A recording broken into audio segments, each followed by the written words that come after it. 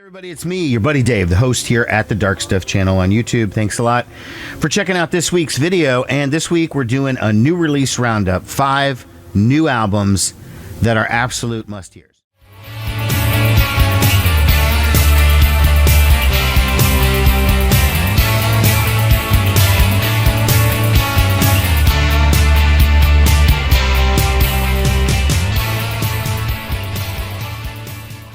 Yeah, so I do need to get caught up on talking about some new releases that I've been digging a lot lately because I already have another stack growing on top of my turntable over there of new stuff that I haven't even, that's newer than this stuff that I'm going to talk about today. So I did want to get to this as soon as possible because these are some really, really great new records.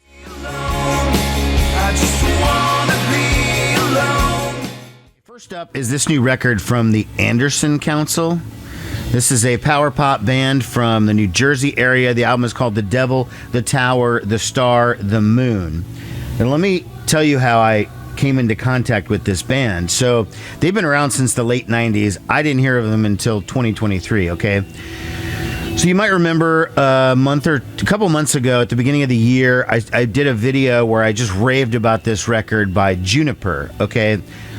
Newish artist, did this great power pop, kind of garagey power pop record. Yeah, the record was called She Steals Candy, and it's basically this high school senior and her dad and a bunch of other musicians, and I just loved the record, did an entire video about it. So Juniper posted my video on their Facebook or something, and I get a contact from this guy named Peter Horvath who says, hey, I saw your video about the Juniper record. I wrote one or two of the songs on the album. Would it be cool if I sent you my band's new record when it comes out? I was like, yeah, okay, sure, whatever. Didn't know if I'd hear from him again, but a couple months later, I did. And his record is The Anderson Council. So one of the songs that he contributed to the Juniper record was a tune called Alone With You, and that's actually on here. So it's weird, is like, since this came out later than the Juniper, is this technically a cover of the Juniper song, even though he wrote it? I don't know. That's one of those conundrums. I don't know. Someone else is going to have to figure that out. Anyways, the band is power pop in the tradition of, say, like the Smithereens, Matthew Sweet, Velvet Crush, and of course the original power poppers, the early Beatles. The album features like really bright production. It's got great playing. The singing is really good. The songs feel very relatable to me, and it's just a great listen all the way through. I liked pretty much every tune on the record. If I had to pick favorites, though, I would say Alone With You, of course, Tarot Toronto, Times on the Thames, Positive, even Sunday Afternoon, which I've been playing on the show, my radio show, because it's on a Sunday afternoon.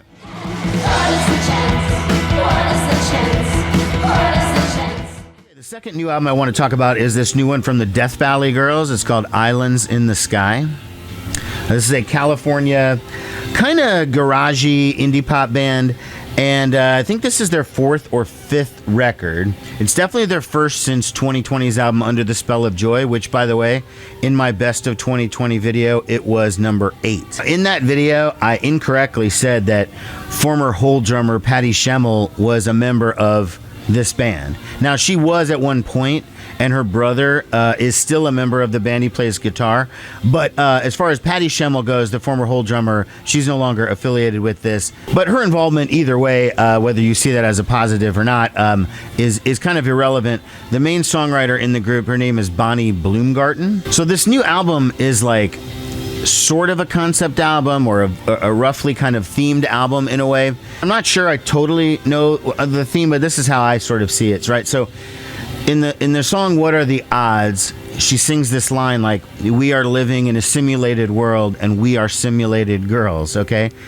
And so I'm sort of pondering that. I'm like, is this where they're kind of going with it? Well, it's not a sci-fi thing like The Matrix or something. It's not like the whole album is about that sort of deal. It really sort of seems like almost some type of quest. Maybe it's a spiritual quest, a religious quest, just some personal quest to become better, to become your true self, and to escape the confines of this sort of artificial feeling world that we live in. So if you want to interpret that in a science fiction way, you can.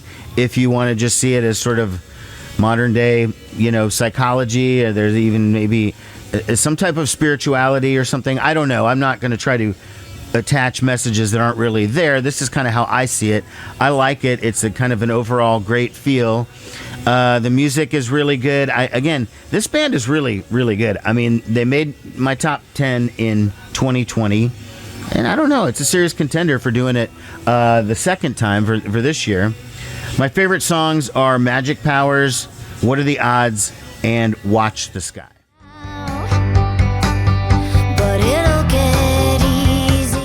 The third new release of note right now is the new album from Susanna Hoffs. It's called The Deep End. It is a covers album from Susanna Hoffs, but unlike her album from 2 years ago, where those songs were mostly like classic songs from the 60s and 70s and even the 80s, this is a lot of newer artists and not as instantly recognizable songs. So it's definitely different than what you're used to hearing in terms of Susanna Hoffs doing interpretations, because that's really her strength over the last 20 years of her career, with the records from Matthew Sweet and her album from a few years ago and this one and the Velvet Underground covers and all these things that she's done. She has become a master interpreter, and I do really love her voice. So hearing her sing almost anything works for me. You know what I'm saying? So it was produced by a guy named Peter Asher, who's made a lot of records going all the way back to the 1960s. And he does seem like he has a pretty heavy hand in terms of the production. There's tons of guest musicians, too many for me to really mention. So the cover songs, there are some obvious ones like Under My Thumb by the Stones, Black Coffee in Bed by Squeeze. But then you get songs by some more current artists like Billie Eilish, Ed Sheeran. You get a song by Yaz. You get Leslie Gore. You get Denny Lane from Wings. Phantom Planet, a really seriously underrated band that I should actually revisit in a video, but that's neither here nor there. An artist called Coconut Records, which is actually actor Jason Schwartzman. Okay, you know him from movies like Rushmore and whatever. He's a musician, and he was a musician first. He actually used to be in Phantom Planet, coincidentally, but he does these records under the name Coconut Records. So there's that kind of stuff. One of my favorite songs on the album is the cover of If You've Got a Problem by somebody named Joy Alodikun. I'm sorry, I just don't know. But great song. Fantastic. I didn't really know who this Joy person was until this particular record. So even though this CD was released at the same time as Susanna Hoffs' new book, which, by the way, I have a video that I did a little while ago, which is sort of like a book club style discussion about the Susanna Hoffs book. But this did come out roughly the same time, but they're not coordinated, they're not affiliated or anything. It's just completely separate. However, I did get a lot of listens of this while I was reading the book.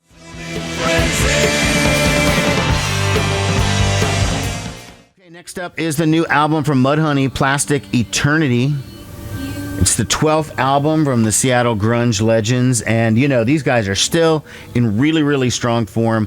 I just caught Mudhoney last year, I think it was a little less than a year ago, when they played here in Omaha, and they were fantastic. I mean, I really, really loved the show. I did a video about it, of course. So there are still a lot of their normal, grunge sound, the heavily Stooges influence, but the one thing that they are still able to surprise even longtime fans like me who do have all of the records with sort of new sounds and some new experiments. I would say Flush the Fascists as an example of kind of an experiment in sound that didn't sound the norm for Mudhoney. Initially, I was kind of thrown when the album first came out, or they put out the first single, and it's this song called Little Dogs, and I'm like, I don't know, this is a really dumb song. I just am like, I don't like it musically. The lyrics, I don't care. I mean, I like Little Dogs, who doesn't? But it just seemed very strange, and I was sort of thrown.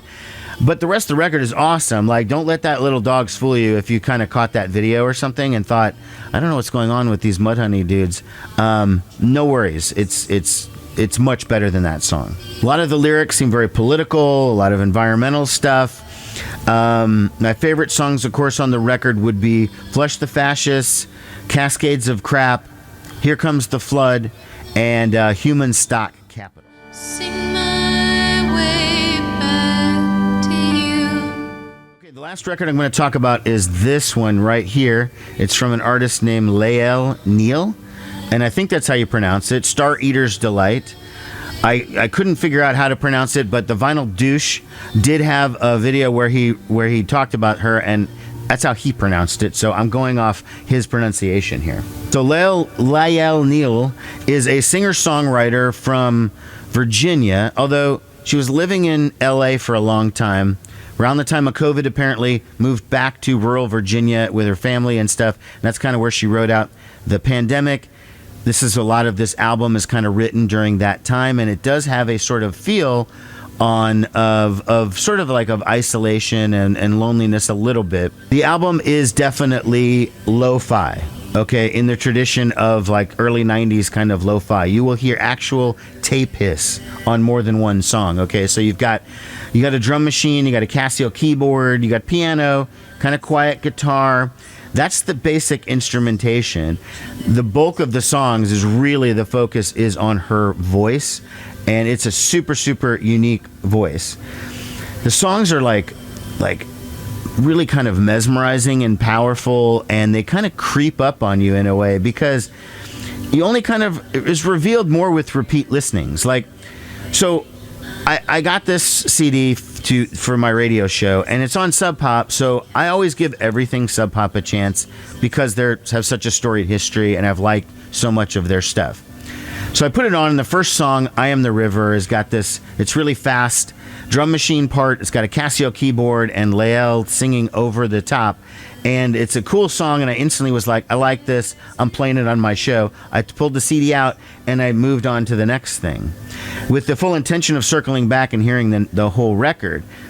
But I played it on my show, but it seemed like a couple of weeks before I got to circling back. Once I circled back, it took me a couple of listens. All of the sounds are played by her, Lael Neale, and her producer, this guy Blakesley. The songs are like deceptively simple, right? You think you've kind of got a handle on it, and then you hear it kind of parts repeat a little bit, and then there's another layer added on and stuff. And it's just, I mean, I'm not doing it justice with the way I'm describing it. There's a song called In Verona, which is like the epic song of the album. It's 8 minutes, and anyone who knows me knows how much I hate long songs. I don't think anyone has a reason to do a song longer than 4.5 minutes if you're a rock band.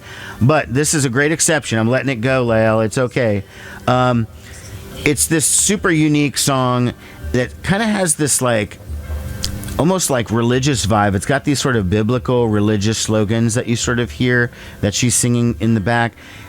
I'm not sure, but it feels like a lament on religion and religious division and societal division, and just it's a really dark song, but it comes out like, I don't know. I wish I had the words to articulate how cool that song is, and how the first time I heard it, I was driving in the car, and I was like, I looked down and it had been 6 minutes, and I'm like, wow, this song could just keep going another 6. This is cool. I mean, great stuff. A sleeper album is this one here. Really, really good.